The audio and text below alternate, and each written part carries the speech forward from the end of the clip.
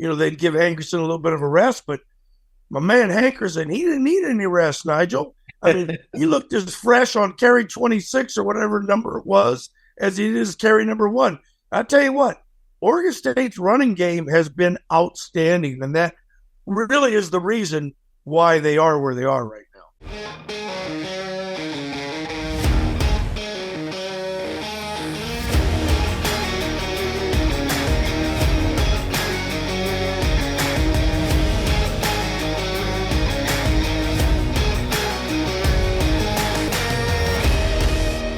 Well, welcome back to the Nick and Nigel Show, Week 7, coming to you remote, by the way, and also coming to you, of course, always on our Samsung TV Plus, channel 2392, on all Samsung connected TVs, also Amazon Freevee, and don't forget, you can also just hit us up on the YouTube page for the Pac-12 and just type in Nick and Nigel. That's all you got to do. And, of course, our show is always brought to you by Five Filters Pub on 1501 Northwest Monroe Avenue in Corvallis, the place before, during, and after the game, and our friends at MDI Management provide luxury apartment living in the mid-Willamette Valley. I know that Clodfelters must have been rocking, Coach, this past weekend. Oregon State, Colorado State, double OT, craziness, all the good stuff.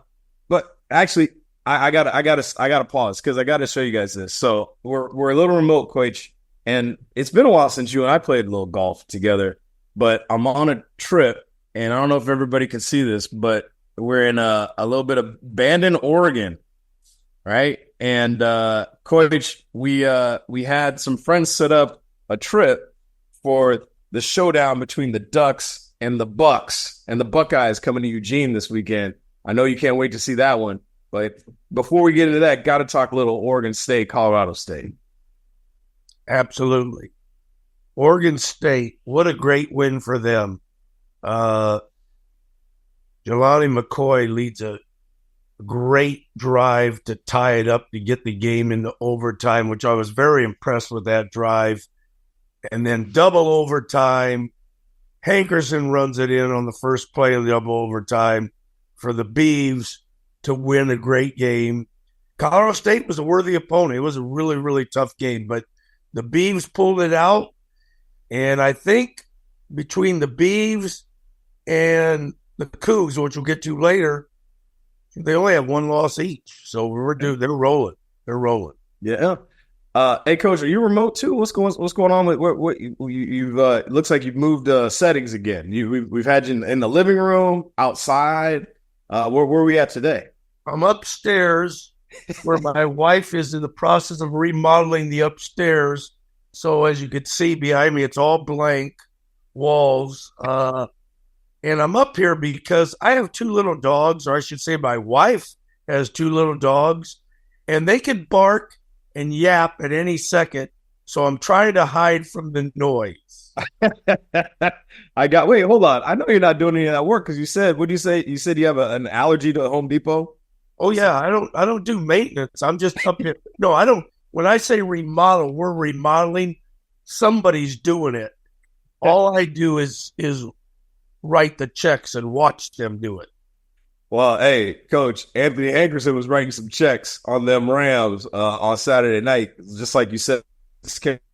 113 yards, 2 touchdowns. Super impressed because typically he shares the backfield with his guy, Jam Griffin, who went off on previous weeks. Jam goes down with an injury. Really hoping to see, honestly, I was there on the sideline, saw everything go down, didn't get any information, knew he wasn't coming back. So still waiting to see from Coach Bray in terms of, hey, what's his prognosis look like? But Anthony Hankerson definitely looked like he could tote the rock as many times as you need him to do it to win a game.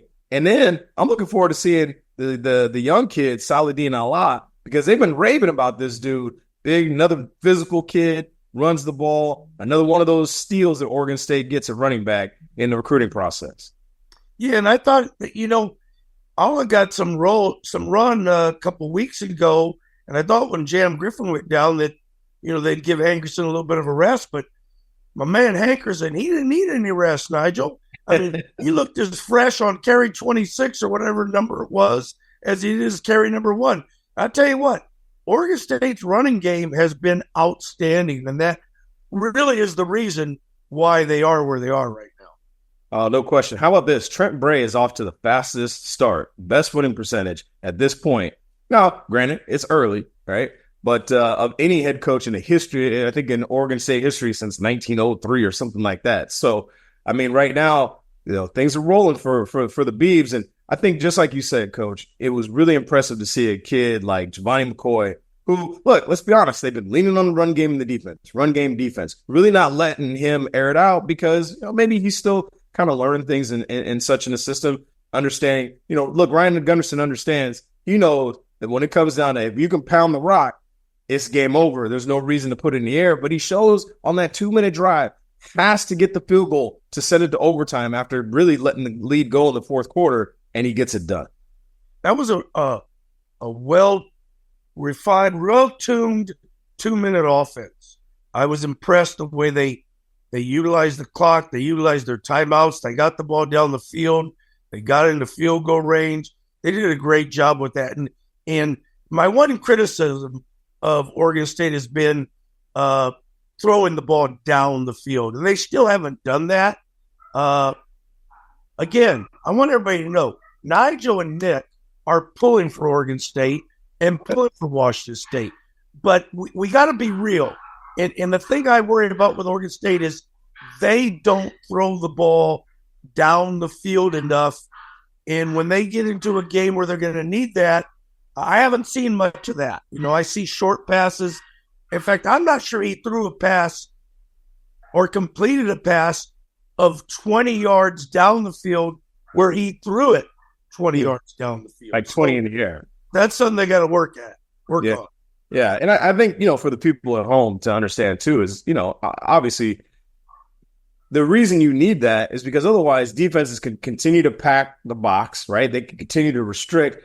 And you can tell they're your defensive backs, man, just sit on routes. They're not going to try to throw the ball over your head. So you can squat on those comebacks, out routes, hitches, digs, unders, because they're not going to try to really throw posts, fades, fade comebacks, things like that now loosen things up for you to be able to throw all that. And once people start squatting on you, Coach, that ends up doing is getting pick sixes going back the other direction. So I'm right there with you. This weekend, the Beavs travel to Reno, place I know pretty well, to take on the Wolfpack and Coach Choate and those guys. Anything that sticks out to you in terms of Nevada and what they might bring to the table against the Beavs? Nevada under first-year head coach Choate, I think it's his first year. Yeah, it's his first year.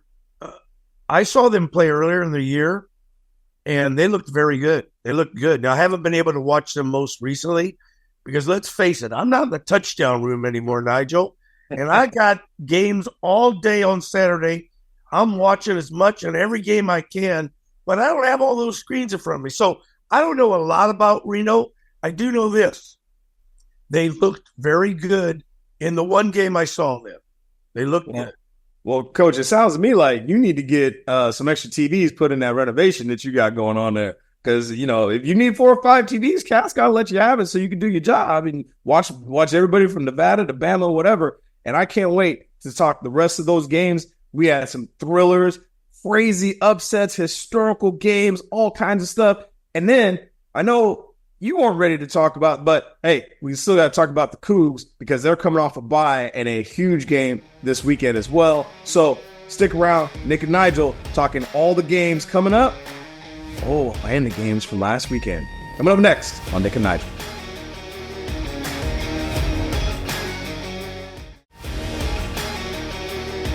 Welcome back to Nick and Nigel. Once again, brought to you by Cloud Filters Pub and MDI Management. Coach, Wazoo coming off the big break, the bye weekend, heading in. Look, both these teams now, they take on Fresno State this weekend, and both these teams are coming off some losses that they've been licking their wounds a little bit, as obviously Washington State coming off their loss to Boise, and then UNLV put a smackdown on the Bulldogs in Fresno, 59-14. If you right now were Jake Dickert heading into this game, this past week, what were the things that you feel like, hey, we need to work on if you're the Cougs to be ready to take on Fresno State and the rest of the schedule? Well, the two things that stood out off of their last game, and they've been playing very well. The two things that stood out to me off their last game is one, protection.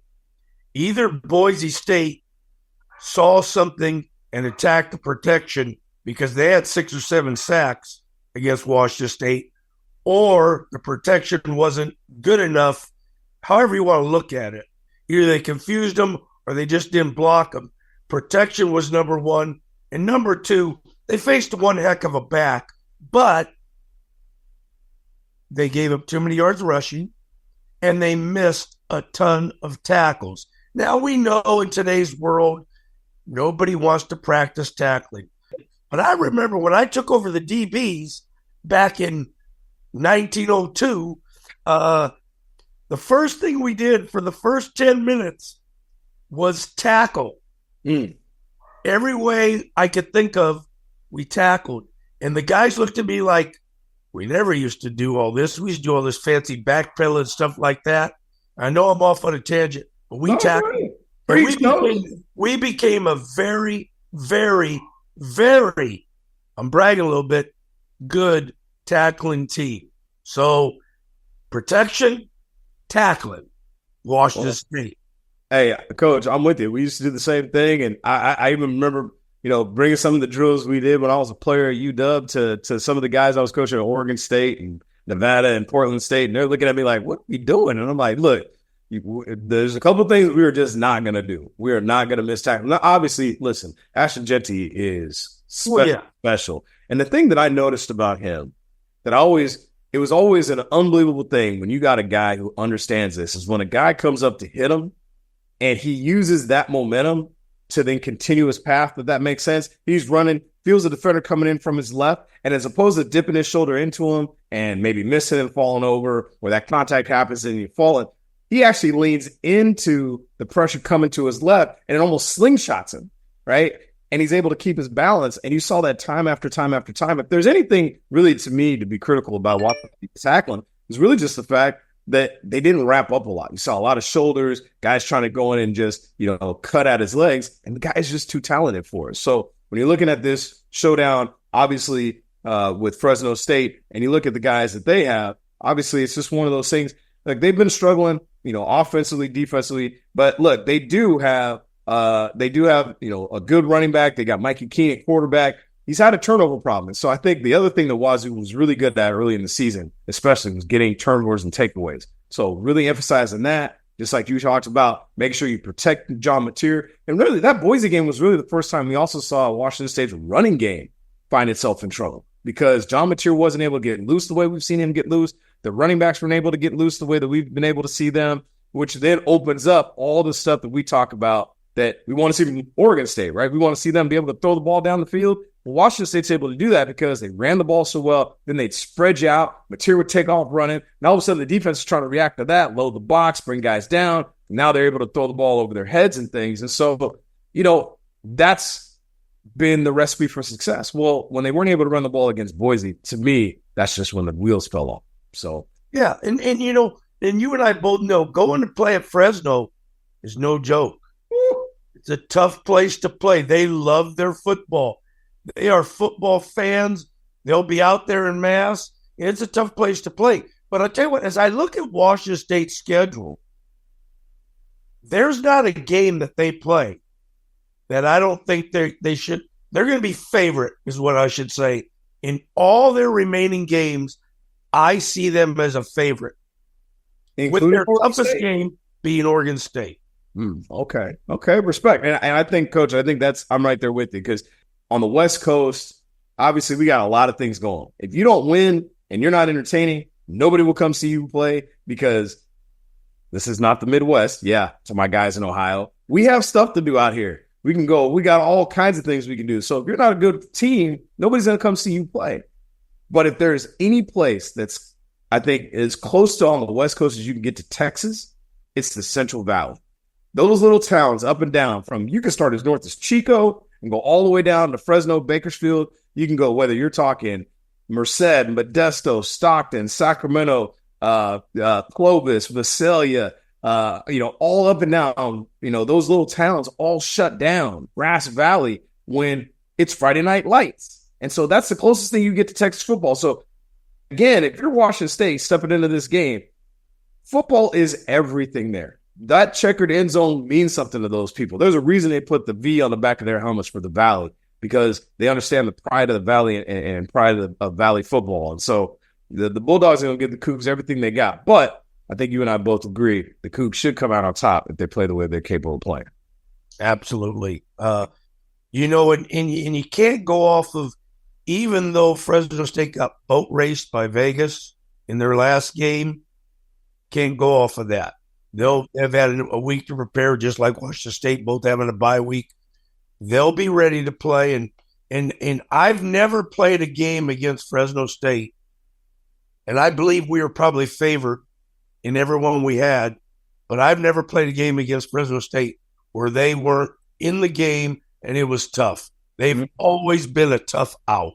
Yep, it's kind of something about their DNA. Obviously, we got the Beavs taking on the Beavs. Everybody got to get. I can't wait. I'm too excited. I can't wait. I'm in Bannon. I'm about to go play some golf. It's amazing. I'm losing my mind. I need to just get off the screen. I don't even know what else to say. Coach, you've been awesome, Nigel. Hit them straight. And I'll tell you what, if you're playing match play, all you got to do is this. Suck less than the person you're playing. And my best club, and a club I think you ought to implement, is the mouth wedge. The mouth wedge. All right. Talk. All right. We got Tips with Nick. Tips with Nick coming up next on Samsung TV Plus. Hey, suck less than your opponent. We'll see you next week.